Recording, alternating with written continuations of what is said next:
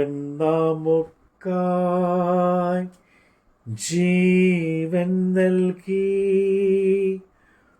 ഒരുക്കിയല്ലോ വലിയ രക്ഷ. ദൃഷ്ടികളാൽ കാണുന്നു ഞാൻ സ്വർഗമതാ ഭവനമാതും. ദൃഷ്ടികളാൽ കാണുന്നു ഞാൻ സ്വർഗമതാ ഭവനമാതും. അപ്പോസ്തലനായ പൗലോസ് എബ്രായർക്ക് എഴുതിയ ലേഖനം അധ്യായം 4. അവൻ്റെ സ്വസ്ഥതയിൽ പ്രവേശിപ്പാനുള്ള വാഗ്ദത്തം ശേഷിച്ചിരിക്കയാൽ നിങ്ങൾ ആർക്കെങ്കിലും അത് ലഭിക്കാതെ പോയി എന്ന് വരാതിരിപ്പാൻ നാം ഭയപ്പെടുക. അവരെ പോലെ നാമും ഒരു സത്വർത്തമാനം കേട്ടവർ ആകുന്നു. എങ്കിലും കേട്ടവരിൽ വിശ്വാസമായി പരിഗണിക്കായ കൊണ്ട് കേട്ട വചനം അവർക്ക് ഉപകാരമായി വന്നില്ല. വിശ്വസിച്ചവരായ നാമല്ലോ സ്വസ്ഥതയിൽ പ്രവേശിക്കുന്നു.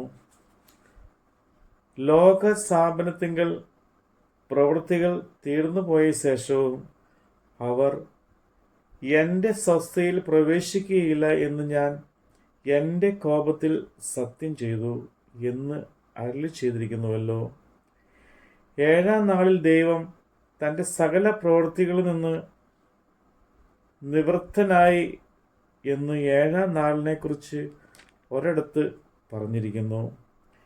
എൻ്റെ സ്വസ്ഥതയിൽ അവർ പ്രവേശിക്കുകയില്ല എന്ന് ഇവിടെ പിന്നെയും അരുളി ചെയ്യുന്നു.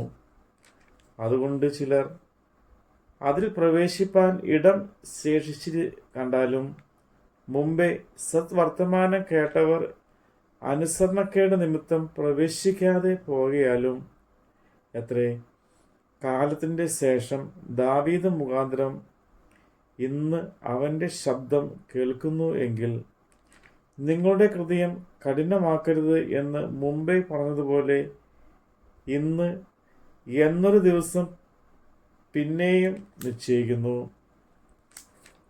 യോശുവ അവർക്ക് സ്വസ്ഥത വരുത്തിയെങ്കിൽ മറ്റൊരു ദിവസത്തെക്കുറിച്ച് പിന്നത്തേതിൽ കൽപ്പിക്കുകയില്ലായിരുന്നു. ആകയാൽ ദൈവത്തിൻ്റെ ജനത്തിന് ഒരു ശബത്താനുഭവം ശേഷിച്ചിരിക്കുന്നു.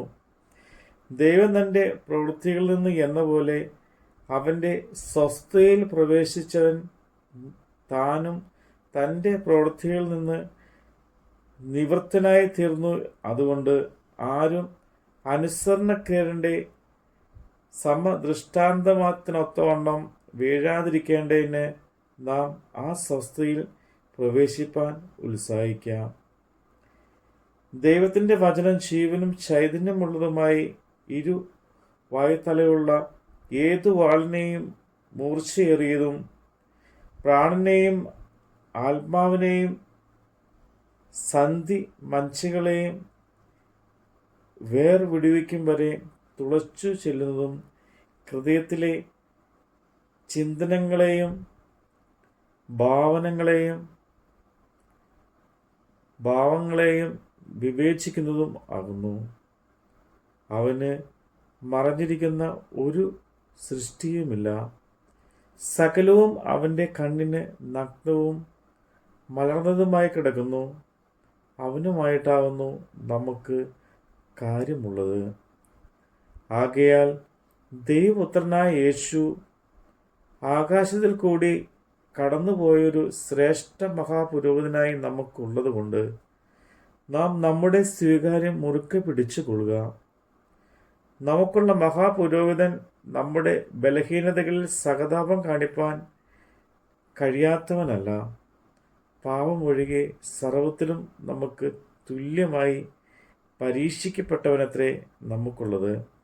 അതുകൊണ്ട് കരുണ ലഭിപ്പാനും തൽസമയത്ത് സഹായത്തിനുള്ള കൃപ പ്രായപ്പാനുമായി നാം ധൈര്യത്തോടെ കൃപാസനത്തിന് അടുത്ത് ചെല്ലുക. നമ്മുടെ കർത്താവിൻ്റെ വചനമാണ് നമ്മൾ കേട്ടത്.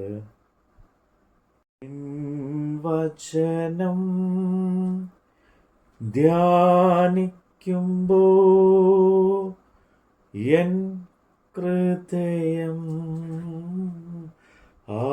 ആശ്വസിക്കും. കൂരിരുളിൻ താഴ്വരയിൽ ദീപമാതാം എന്നരികിൽ. കൂരിരുളിൻ താഴ്വരയിൽ ദീപമാതാം എന്നരികിൽ.